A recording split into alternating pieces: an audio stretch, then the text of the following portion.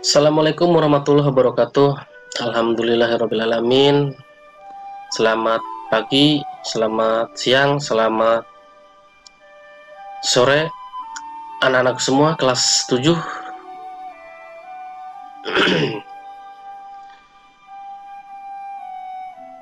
Kita awali di ajaran tahun baru ini adalah kita awali dengan bab 1 di pelajaran PPKN, yaitu tentang perumusan Pancasila sebagai dasar negara. Materi kali ini Bapak akan berikan adalah tentang pembentukan BPUPKI. Sebelum kita ngebahas lebih jauh, kita akan melihat atau mengetahui, Bapak akan menyampaikan bagaimana, apa sih latar belakang pembentukan BPUPKI. Oke, kita mulai.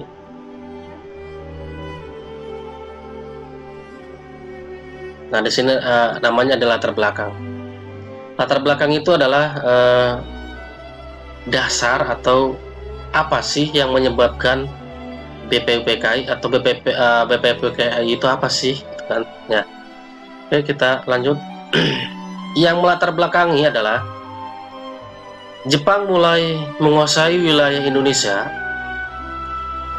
setelah Belanda menyerah di Kalijati, Subang, Jawa Barat pada tanggal 8 Maret 1945. Nah, yang melatar belakangi Jepang kalah adalah Belanda kalah adalah kedatangan Jepang pada tahun 94. Kita dijajah oleh Belanda selama 350 tahun. Itu menurut para ahli. Mungkin saja bisa lebih, bisa kurang. Kita dijajah oleh Belanda. Nyatanya, orang tua kita dijajah selama 7 turunan oleh Belanda. Di tahun 94 baru Belanda menyerah kepada Jepang.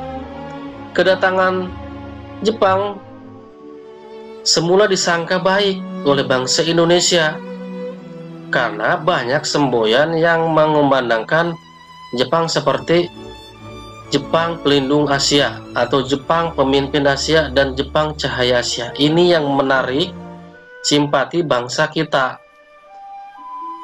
Kenyataannya sejarah menunjukkan bahwa Jepang tidak berbeda jauh dengan Belanda, yaitu meneruskan penjajahan atas bangsa Indonesia. Nah, bangsa kita itu simpati, tertarik mendekati Jepang karena banyak semboyan ini. Semboyan cahaya Jepang cahaya Asia atau Jepang pemimpin Asia. Ini bahasa Indonesianya. Kalau bahasa Jepangnya adalah Nippon.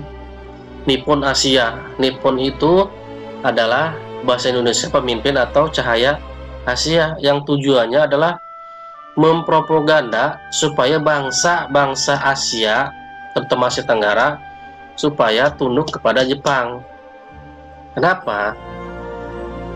Pada waktu Perang Dunia II, Jepang mengumumkan perang kepada Amerika. Amerika yang tidak ikut terlibat dalam Perang Dunia II yang medannya adalah Eropa. Setelah penyerangan Pearl Harbor ke Amerika turun pangkalan laut Amerika Serikat dibombardir oleh Jepang. Maka Amerika turun, ikut campur dalam Perang Dunia II. Nah, bagaimana dengan Indonesia, keadaan negara kita? Negara kita dengan Nippon ini, bahasa orang tua dulu ya, jadi bahasa apa ya Nippon itu? Jadi bahasa ini. Wah, sejak zaman Nippon. Zaman Nippon itu berarti zaman Nippon itu zaman Belanda. Zaman Jepang, bukan zaman Belanda ya. Zaman Jepang, zaman Nippon. Nah, itu. Namun, kemenangan Jepang itu di Asia tidak bertahan lama. Pihak sekutu.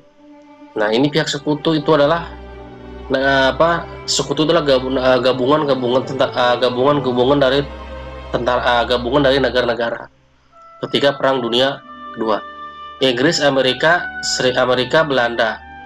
melakukan serangan balasan satu persatu daerah yang dikuasai Jepang kembali ke tangan sekutu.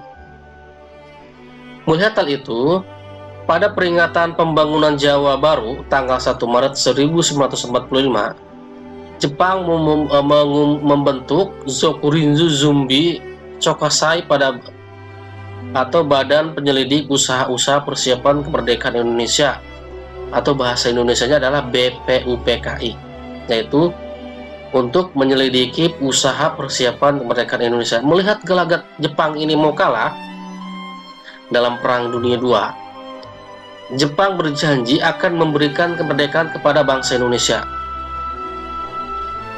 Ada 4 orang yang dipanggil oleh Kaisar, oleh Jenderal Jepang, datang ke Vietnam. Mereka datang dipanggil ke Vietnam, yaitu Insinyur Soekarno, Bung Hatta, Dr. Aziman, dipanggil ke Vietnam. Mereka membicarakan tentang ini, Zokurinzu Zumbi Chokosai, ingin memberikan kemerdekaan terhadap Indonesia. Oke, kita lanjut.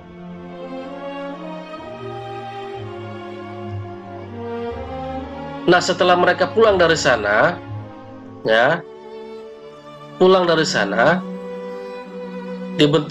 dilantik oleh Jepang langsung, yaitu yang disebut dengan BPUPKI, atau Badan Penyelidik Usaha Persiapan Kemerdekaan. Badan Penyelidik Usaha Persiapan Kemerdekaan. Untuk apa tujuannya? Tujuannya adalah untuk mendirikan sebuah negara. Jadi orang-orang tua kita dulu ini berpikir, oh kita akan merdeka ini. Terus bagaimana caranya mendirikan sebuah negara? Sebuah negara itu harus ada dasar hukum, harus ada ideologi atau dasar pemikiran, supaya negara kita ini mau dibawa kemana tujuan daripada negara kita itu. Nah, janji Jepang membentuk BPUPKI direalisasikan pada tanggal 29 April bersamaan dengan hari ulang tahun Kaisar Hirohito. Secara resmi BPUPKI dilantik oleh Jepang dengan anggota berjumlah 62 orang, banyak juga ya, yang terdiri atas tokoh-tokoh bangsa Indonesia dan 7 orang anggota perwakilan dari Jepang. Ketuanya adalah KRT Raziman Wediodiningrat. Nah, ini dia fotonya ya. Dengan 2 wakil ketua, yaitu Ichibangase Yoshio dari Jepang dan RP Suroso. Setelah mengetahui hal itu, dibentuklah ini, terdiri dari 62 anggota, yang 7 dari Jepang. Lanjut. Setelah dibentuk, nah sidang pertama yaitu tanggal 29 Mei. Ketua dalam pidatonya mengumumkan bahwa rakyat Indonesia mesti mendapatkan dasar negara yang berasal daripada keberadaban kebangsaan Indonesia. Orang Timur pulang pada kebudayaan Timur. Kita tidak berniat lalu akan meniru suatu tatanan negara.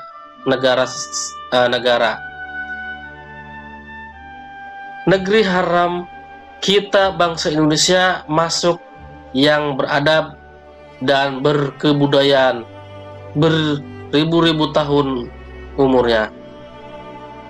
Walaupun artinya di sini, walaupun kita dijajah beratus tahun, tapi kita tetap pada kebudayaan kita, tidak mengikuti kebudayaan orang Barat.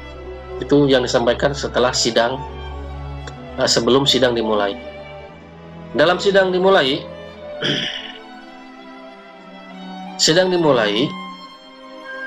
apa sih tujuan sidang ini? Tujuannya adalah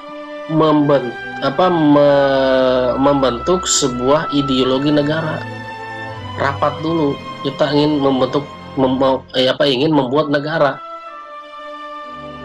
kalau ingin membuat negara harus ada dasarnya, harus ada dasar pemikiran atau dasar hukum dari sebuah negara. Oke, lanjut. Usulan dasar negara. Ada beberapa orang yang mengusulkan dasar negara. Pertama adalah Muhammad Yamin. Muhammad Yamin mengusulkan ketuhanan yang Maha Esa, kebangsaan persatuan Indonesia, rasa kemanusiaan yang adil dan beradab, kerakyatan yang dipimpin oleh hikmah kebijaksanaan dalam permusyawaratan perwakilan, keadilan sosial bagi seluruh rakyat Indonesia. Nah, Muhammad Yamin mengusulkan 5 sila ini. Itu pas rapat tanggal 29 Mei. Rapat pertama. Setelah itu rapat kedua pada tanggal 31 Mei, yaitu Mr. Supomo mengusulkan persatuan. Oh, negara kita harus bersatu nih.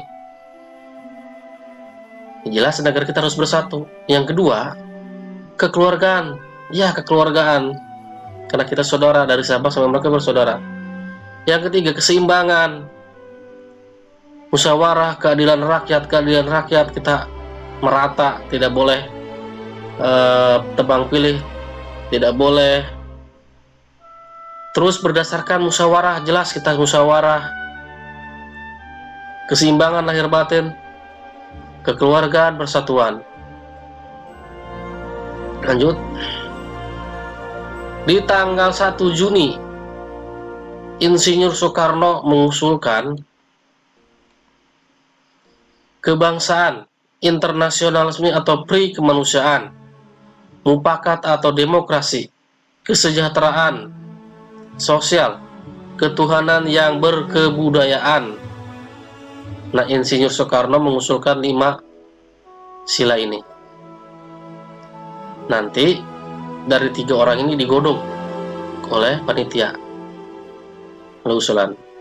Nah, setelah itu sedang rapat nih, ada perdebatan yang sangat alot.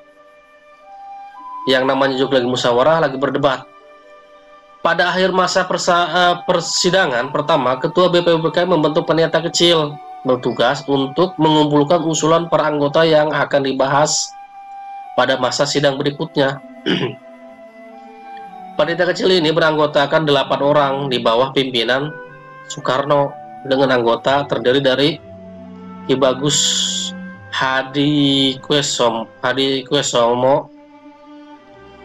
Kiai Haji Wahid Hasim, Mr. Muhammad Yamin, Sutarjo, Kartohadi Kusomo, A.A. Maramis, Oto Iskandar Dinata, dan Dr. Anas Muhammad Hatta. 9 orang ini menampung semua aspirasi dari semua para panitia yang hadir pada rapat itu, yang akan dibahas nanti persidangan selanjutnya.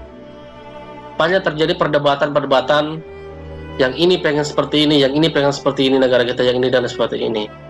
Begitu, lanjut. Yang tadi itu disebutlah namanya Panitia 9. Panitia 9 setelah menampung semua aspirasi dari anggota, Panitia 9 mengadakan rapat di rumah Insinyur Soekarno di Jalan Pegangsaan Timur nomor 56. Setelah itu, pada tanggal 22 Juni 1945, Panitia 9 telah mencapai satu persetujuan atau kesepakatan tentang rencana pembukaan hukum dasar. Nah, setelah itu, setelah ditampung semua aspirasi, terbentuklah kesepakatan dasar hukum atau disebut dengan undang-undang dasar hukumnya ini. Rapat berlangsung secara alot, berdebat panjang, terjadilah perbedaan paham antar peserta tentang perumusan dasar negara, terutama soal agama dan negara. Ini jelas ya, agama dan negara sampai saat ini yang selalu diperdebatkan adalah agama dan negara. Persetujuan Panitia 9 ini termasuk di dalam satu rancangan pembukaan hukum dasar atau undang-undang dasar oleh Insinyur Soekarno. Rancangan pembukaan ini, hukum dasar ini diberikan nama Mukodimah. Diberi nama Mukodimah oleh Muhammad Yamin, dinamakan Piagam Jakarta. Mukodimah atau Piagam Jakarta. Dan Sukiman Wirjo Sanjojo disebut Gentleman Agreement. Apa sih Mukodimah itu? Mukodimah adalah undang-undang dasar yang sering kita bacakan, kalian bacakan di hari Senin, yaitu Undang-Undang Dasar 1945, bahwa kami bangsa Indonesia, ya, itu adalah undang-undang dasar atau Mukodimah sebelum dirubah. Nah, Panitia 9 terdiri dari Insinyur Soekarno sebagai ketua, Muhammad Hatta, Muhammad Yamin, Amaramis, Dr. Ahmad Subarjo dari golongan kebangsaan, Kiai Haji Wahid Hasim, bapaknya Gus Dur, Kiai Haji Kahar Muzakir, Haji Agus Salim, Raden Abi Kusno Cokro Rejoso. Nah, ini tentang pembentukan Pancasila dan dasar negara. Yang anehnya itu zaman sekarang bahwa Islam yang selalu di pojok-pojokan.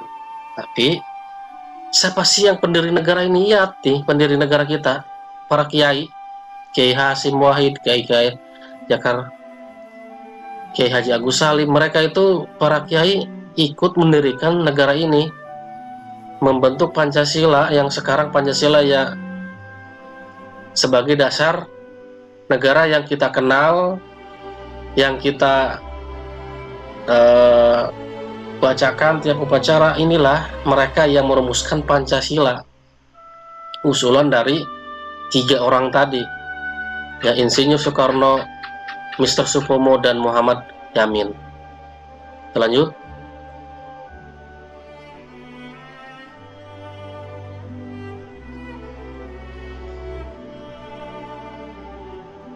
Setelah rapat cukup alot, disepakati rumusan konsep dasar negara tercantum dalam rancangan Mukodimah Hukum Dasar.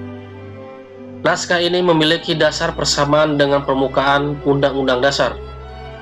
Apapun bunyi lengkap naskah Mukodimah Hukum Dasar Hukum adalah sebagai berikut. Nah, ini dia ya.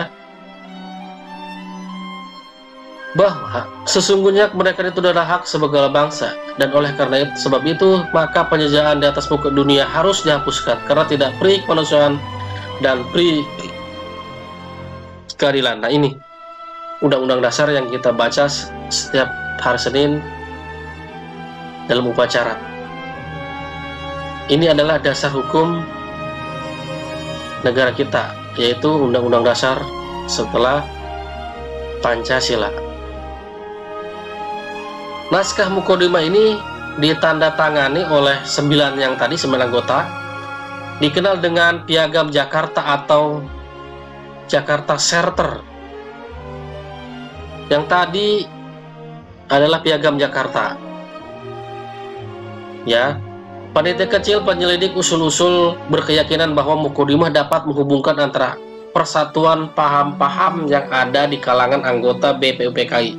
Selanjutnya, Mukodimah disebut juga dibawa ke sidang BPUPKI pada tanggal 10 atau 17 Juli tahun 45. Pada tanggal 14 Juli, Mukodimah disepakati oleh BPUPKI. Dalam alinea keempat, naskah piagam disebut terdapat dalam rumusan sebagai berikut. Piagam Jakarta atau Jakarta Center. Yang pertama, ketuhanan dengan kewajiban menjalankan syariat Islam bagi pemeluk-pemeluknya. Kemanusiaan yang adil dan beradab. Persatuan Indonesia. Kerakyatan yang dipimpin oleh hikmah dalam kebijaksanaan permusyawaratan perwakilan. Keadilan sosial bagi seluruh rakyat Indonesia. Ini adalah Piagam Jakarta. Yang kita kenal adalah Pancasila. Apa pertanyaan, oh Pak, kenapa sih kok dulu ini ketuhanan yang ketuhanan dengan kewajiban menjalankan syariat Islam bagi pemeluknya sekarang menjadi ketuhanan yang Maha Esa, itu diganti. Nanti kita dibahas, ketemu lagi di pertemuan sidang PPKI.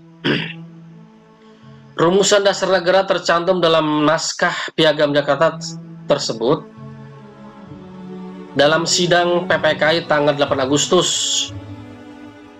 mengalami perubahan. Rumusan dasar negara yang diubah adalah sila pertama, yang tadi kan sila pertama diubah, yang semula berbunyi ketuhanan dengan kewajiban menjalankan syariat Islam bagi pemeluknya menjadi ketuhanan yang Maha Esa. Lanjut, setelah dasar negara selesai, rangkum dasar negara udah diselesai nih, pembuat dasar negara yaitu Undang-Undang Dasar atau sebutan Mukadimah dan Pancasila sudah selesai, maka panitia BPUPK dibubarkan, atau istilahnya bukan dibubarkan ya, diganti dengan PPKI atau Panitia Persiapan Kemerdekaan Indonesia. Itu nanti kita ketemu lagi di pelajaran selanjutnya. Nah, pada sidang pertama, sidang ketiga tanggal 1 Juni tahun 1945, yang tiga usulan itu dari Insinyur Soekarno, Supomo, dan Muhammad Yamin disatukan menjadi tadi Piagam Jakarta. Maka kita kenal 1 Juni itu adalah hari lahirnya Pancasila. 1 Juni adalah hari lahirnya Pancasila. Disebut dengan Piagam Jakarta. Ya, disebut dengan Piagam Jakarta. Oke. Piagam Jakarta,